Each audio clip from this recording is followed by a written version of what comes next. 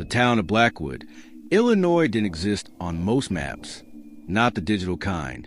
At least, GPS glitched when you tried to pin it. Cell service bled out the second you crossed a rusted "Welcome to Blackwood" sign. The paint peeled like sunburned skin. People said it was a dead zone. Locals called it a blessing. Evan Cole didn't believe in cursed towns.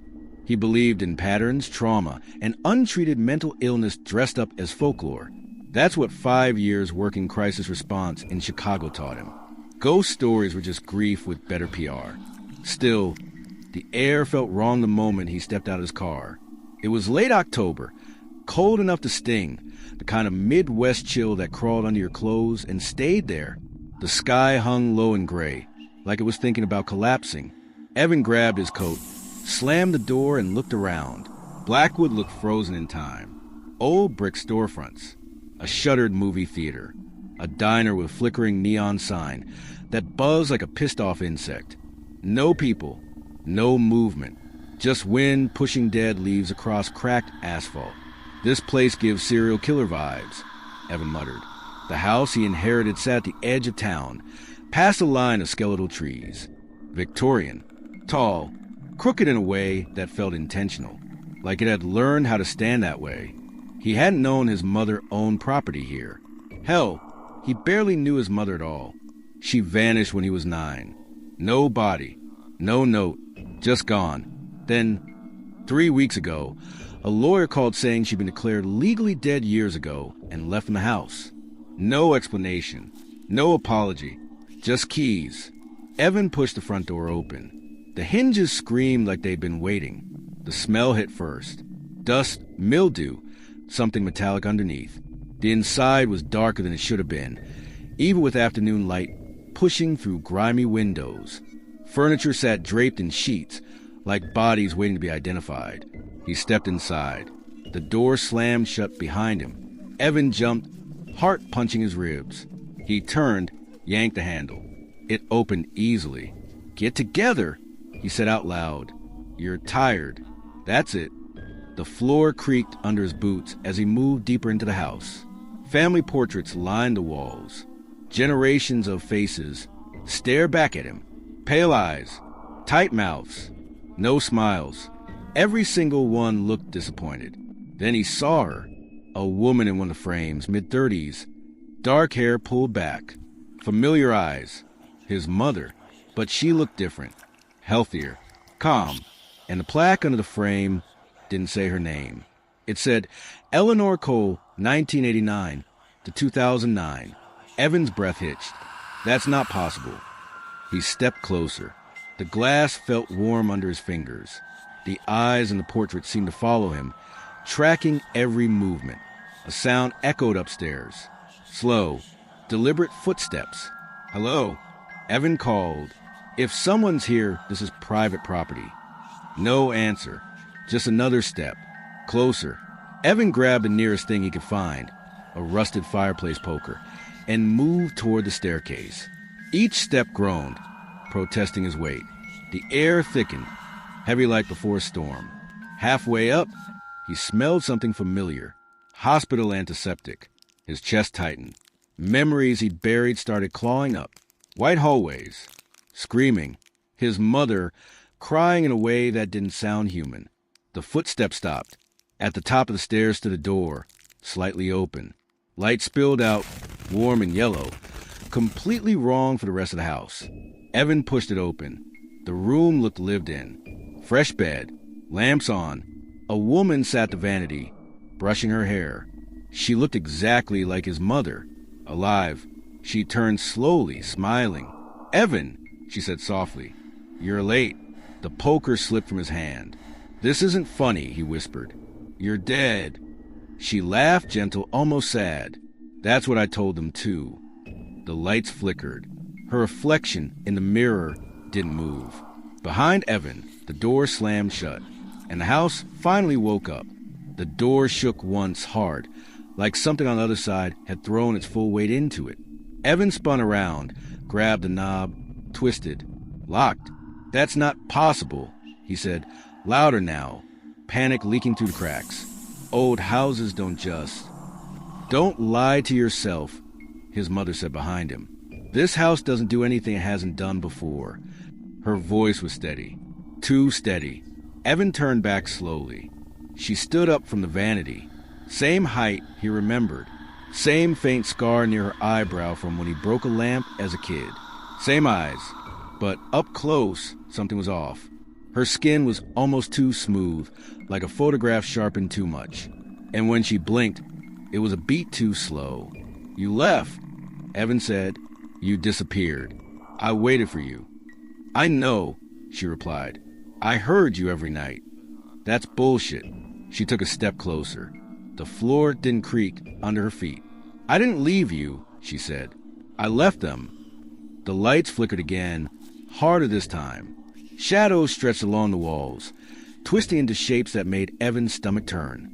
Faces, hands, mouths open in silent screams. "Who's them?" he asked. She sighed, like a parent exhausted by a question she'd already answered 1,000 times. "This town," she said. "This bloodline. This house." Something banged from below. Not footsteps this time. Multiple impacts, like fists slamming into walls. Evan backed up until his shoulders hit the door. "You expect me to believe you fake your death and just, what? Lived here? With ghosts?" "They're not ghosts," she said. "Not exactly." She reached out and touched his arm. Her hand was ice cold. Evan recoiled. "Don't touch me." Her smile faltered for just a second. Just enough. "You feel it now, don't you?" she said quietly. "That pressure in your chest. That static in your head. Blackwood does that. It wakes things up." Another crash from downstairs. With splintered, Evan's instincts kicked in. Fight or flight. He went for the window, yanking the curtains aside. There was no glass, just darkness. Thick, pulsing darkness, like the inside of a lung. The house groaned, deep and guttural, like it was stretching after a long sleep. "You can't leave yet," Eleanor said. "It's not done with you." "What the hell does that mean?" "It means," she said, voice dropping, "it finally is the right coal back inside it." The door burst inward behind him. Evan spun just in time to see something crawl through the opening. It looked human at first. A man, naked, pale, skin stretched tight over bones. But his joints bent wrong, elbows popping backward, neck twisting too far as he dragged himself across the floor. His mouth opened wide, too wide, and from it came a voice Evan recognized. His own. "Welcome home." Evan screamed. The sound cut off instantly, like someone had hit you. The room went silent. Then everything snapped.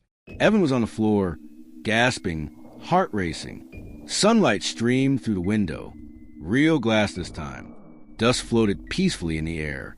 The room was empty.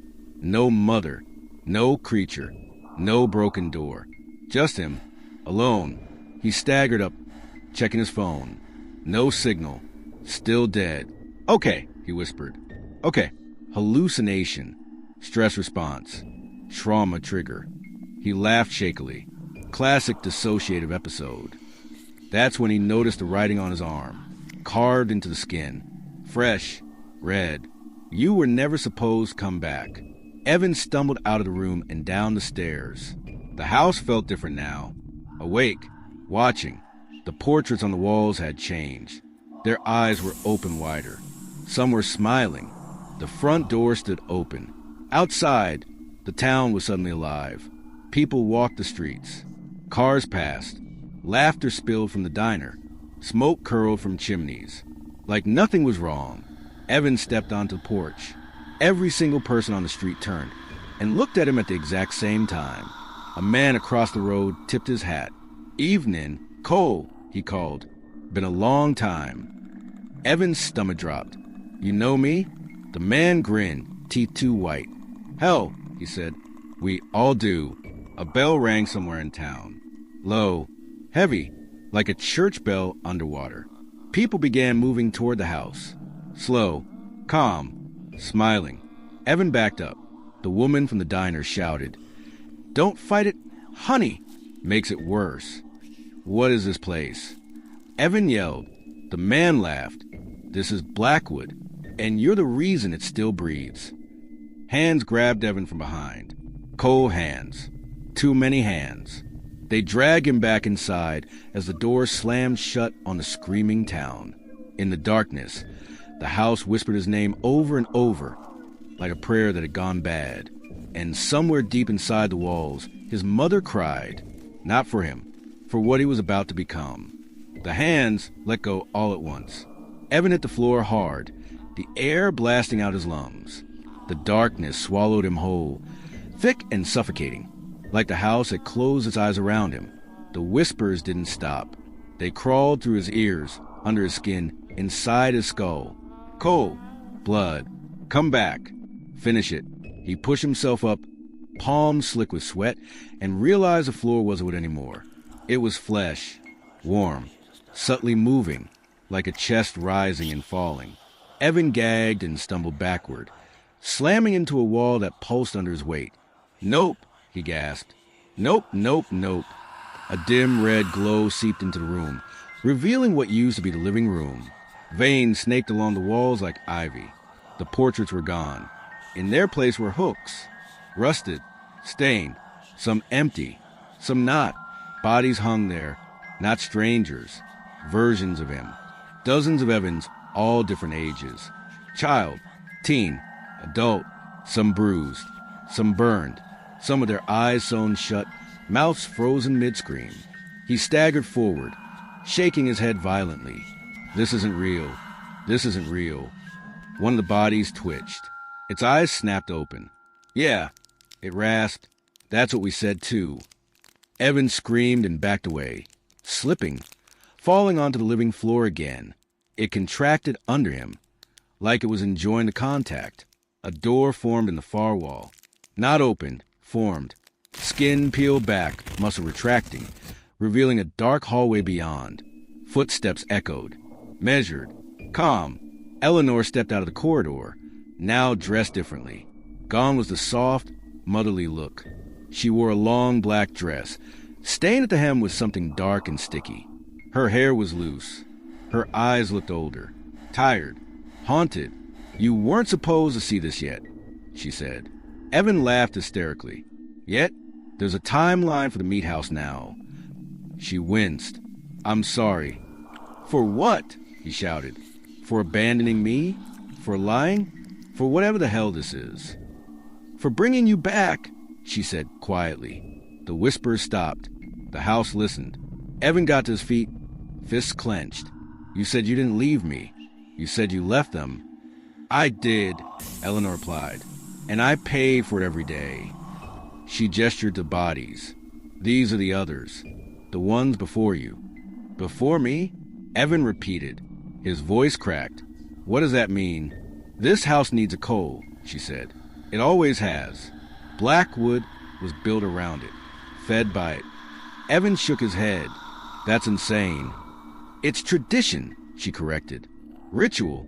Every generation, one of us stays. Keeps the house alive. Keeps the town breathing. By killing people, by becoming something else. A low rumble vibrated through the walls. They tried to make it you when you were a kid, Eleanor continued. That's why you remember hospitals. Restraints. The screaming. Evan's knees buckled. You let them... I stopped them, she snapped, emotion finally cracking through. I ran. I cut myself out of the ritual. And left me... She swallowed. I thought distance would protect you. The house growled. A voice boomed from everywhere at once. She broke the cycle. The flesh walls tightened. Evan clutched his head as pain exploded behind his eyes. Memories poured in, uninvited. A basement. Candles.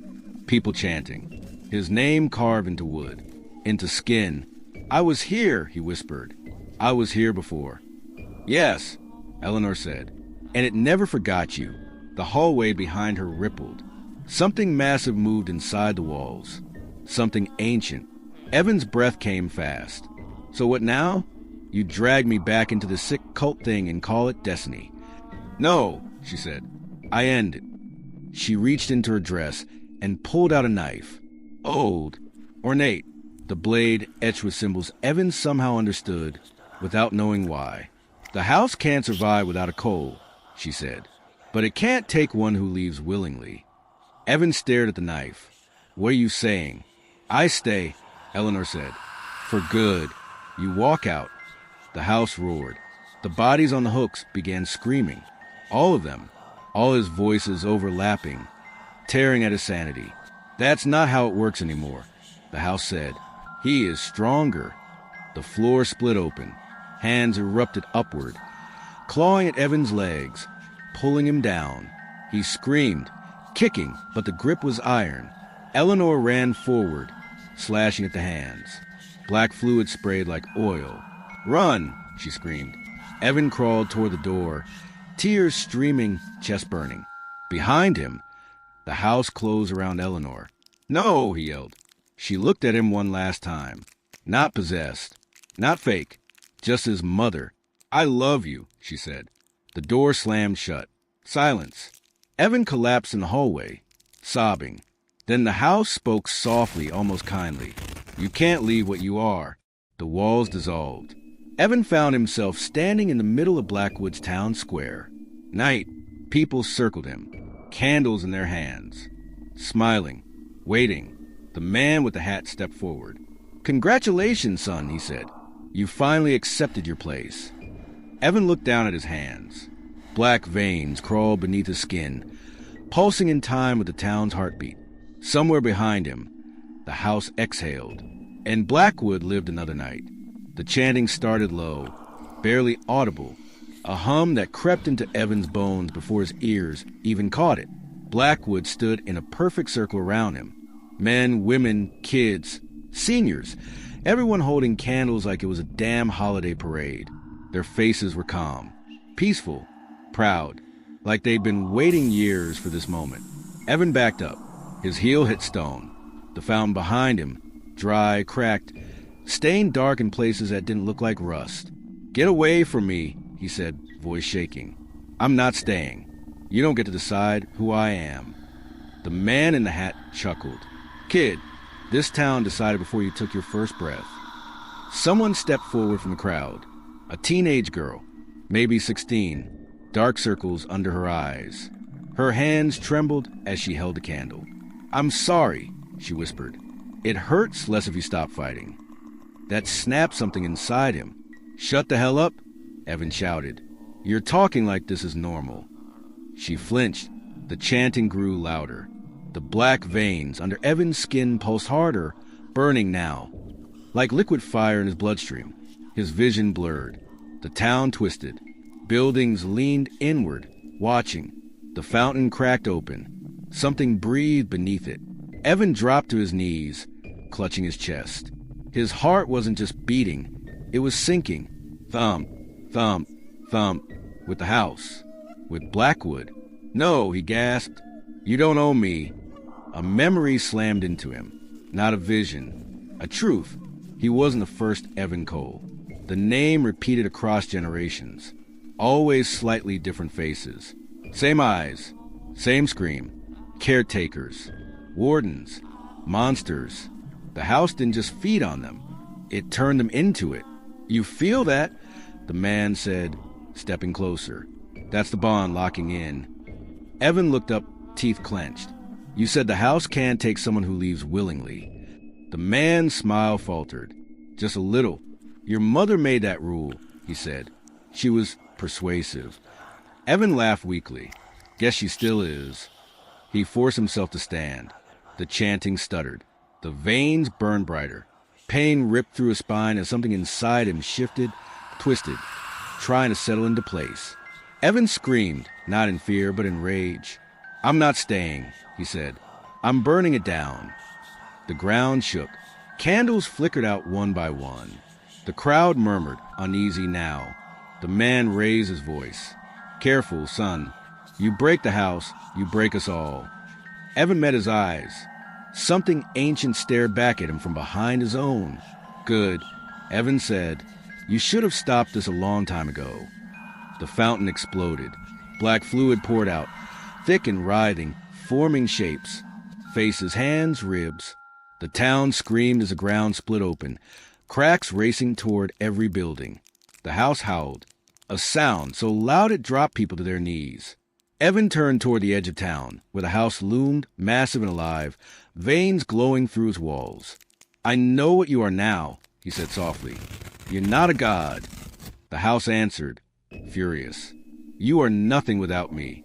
Evan smiled through the pain. "That's where you're wrong." He stepped forward, toward the house. Every step felt like walking through fire. Memories ripped out of him. Every coal would come before every sacrifice, every lie. The house tried to pull him apart, to scatter him across time. But Eleanor's voice cut through the noise. Clear, strong. Inside him, you were never meant to protect it. You were meant to end it. Evan reached the front door. It opened on its own. Inside was the heart of the house. A room of bone and stone. A massive, pulsing core suspended by roots and veins. Faces pushed out from its surface, screaming silently. The house begged now. Stay, rule, live forever. Evan stepped closer, every nerve screaming. You took my mother, he said. You took generations. He placed his hand on the core. It burned. He didn't pull away. I take you. The core cracked. A sound like glass and thunder and screaming souls shattered the air. The house convulsed. Outside, Blackwood screamed as buildings collapsed. Streets caving in. The town unraveling like a bad memory. Evan screamed too, not in pain, in release. Light exploded outward. Then, silence. Evan lay on cold ground. Morning light filtered through trees. No house, no town, just an empty field and a rusted sign snapped in half. Welcome to Blackwood. Population. Evan sat up slowly, breathing hard. His arms were clean. No veins, no marks. Birds chirped. A car passed on a distant highway. Normal. He laughed, then cried, then laughed again. Behind him, a voice whispered softly, Evan. He froze, turned. Eleanor stood at the edge of the field. Oh, peaceful, she smiled. It's over, she said. He opened his mouth to speak and woke up, white ceiling, beeping machines, hospital antiseptic. A nurse rushed in. Mr. Cole? Hey, you're okay. You were found unconscious on the side of Route 17. Hypothermia, severe dehydration. Evan swallowed. Blackwood. She frowned. There's no town called Blackwood in Illinois. Relief washed over him. Then he noticed a reflection in the TV screen. For just a second, the eyes weren't his. And somewhere far away, something breathed. The breathing didn't stop when the nurse left. Evan lay still, eyes open, staring at the ceiling tiles while the heart monitor clicked out a rhythm that felt familiar. Too familiar. Like a knock he'd heard his whole life but never answered. He slowly turned his head toward the TV screen again. Normal reflection this time. Human. He exhaled. Get a grip, he whispered. You nuked a haunted town. You don't get jumpy now. A doctor came in, mid-40s, tired eyes, coffee breath. You gave us a scare, Mr. Cole, he said, flipping through a chart. Another hour out there, and you wouldn't be having this conversation. Another hour where? Evan asked. Cornfield outside Joliet. No ID, no car, just you and a whole lot of nothing. Evan frowned. There used to be a road. The doctor paused, looked at him. Son, he said carefully, there hasn't been a town in that area since the 70s. Sinkhole took it out. Place was called Blackwood. Evan's blood ran cold. You know about it? The doctor nodded slowly. My grandfather used to talk about it. Said people there were strange, tight-knit, wouldn't let outsiders stay long. Evan's heart started pounding again. What happened to them? The doctor hesitated, then shrugged. Official story? Gas leak. Underground collapse. Whole place wiped overnight. Unofficially, they said the town just let go. The doctor cleared his throat and snapped the file shut. Get some rest. When he left, Evan stared at the wall, jaw tight. Let go. That night, sleep dragged him under whether he wanted it or not. The dream wasn't loud. No screaming.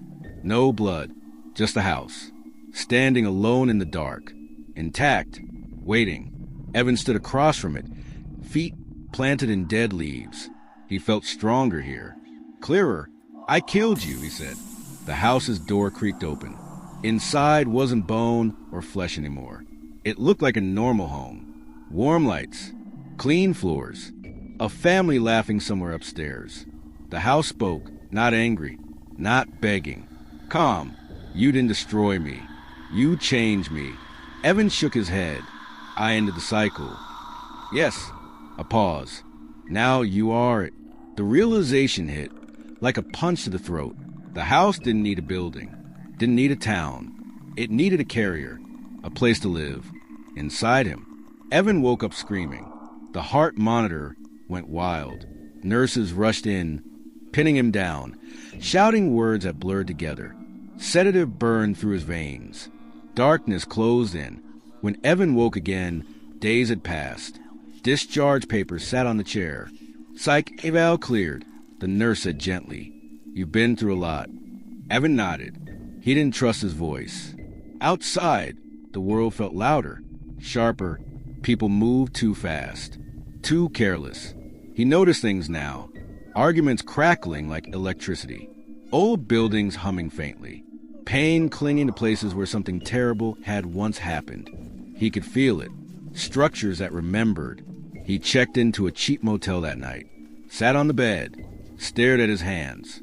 "Okay," he whispered. "Rules. There have to be rules." The mirror across from him rippled. Eleanor appeared, not fully, just her face. Faint, like smoke behind glass. "You didn't end it," she said softly. "I know," Evan replied. "I inherited it." She smiled sadly. "You changed it. That matters." "What am I now?" he asked. Her eyes met his. Steady, proud. "A warden," she said.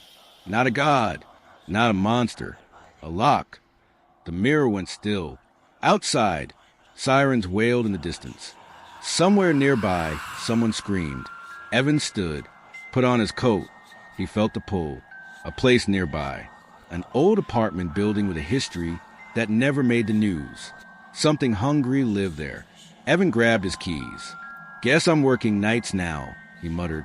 As he opened the door, his reflection in the dark window smiled, just a little too wide.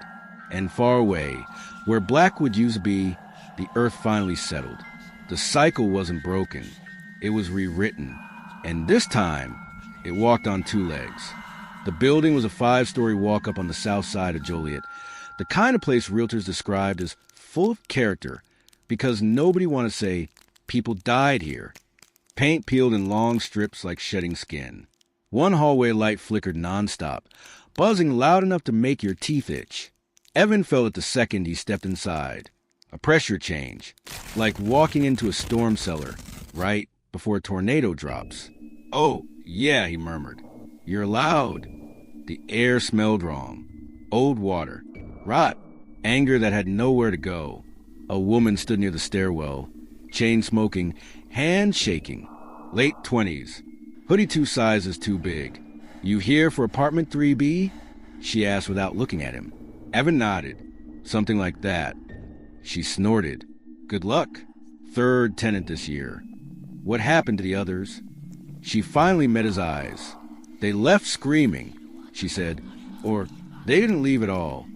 She crushed a cigarette under her shoe and walked out like she'd already said too much. Evan climbed the stairs slowly. Each step made his skull buzz harder, like something was tuning him in. Apartment 3B sat at the end of the hall. Door scratched to hell. Deep gouges. Fingernails. He didn't knock. The door swung open on its own. Inside, the apartment looked untouched. Too untouched. Furniture arranged neatly. Family photos on the wall. None of the faces scratched out, which somehow made it worse. A man sat on the couch. Mid-30s. Clean cut. Dead eyes.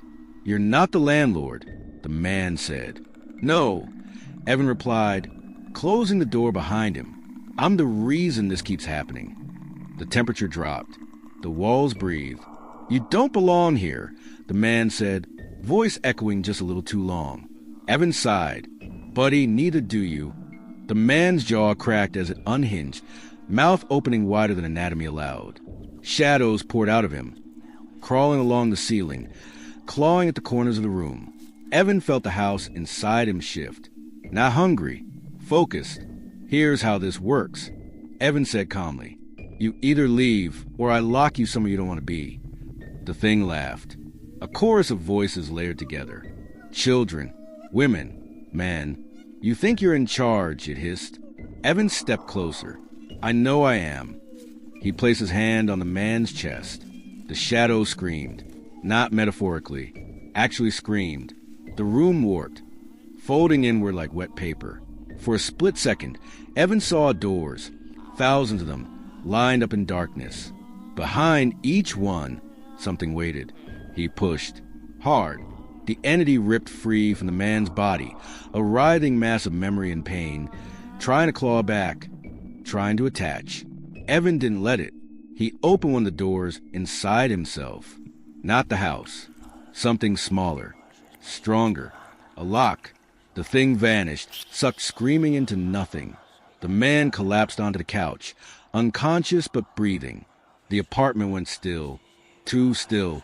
Evan staggered back, chest heaving. Blood dripped from his nose. That's new, he muttered. Sirens wailed outside. He wiped his face and headed for the door. In the hallway, every door was open now. Every tenant stood watching him. Silent. Wide-eyed, afraid. Evan stopped. You're safe, he said, for tonight. No one spoke. He walked out. Outside, the night air felt thin, fragile. Evan leaned against the brick wall, shaking. The weight of it hit him all at once. The endlessness. The fact that this never really ended. Eleanor's voice whispered faintly. You can't save everyone. I know, Evan said. But I can stop it from spreading. Across the street, a little boy stared at him from a bus stop. Too still, too calm. Black veins traced faintly under his eyes. The boy smiled. Evan straightened slowly. Yeah, he whispered. I see you too. The city hummed around them, unaware. Above, the sky darkened, clouds rolling in fast. Storm coming. Evan pulled his coat tighter and stepped into the street.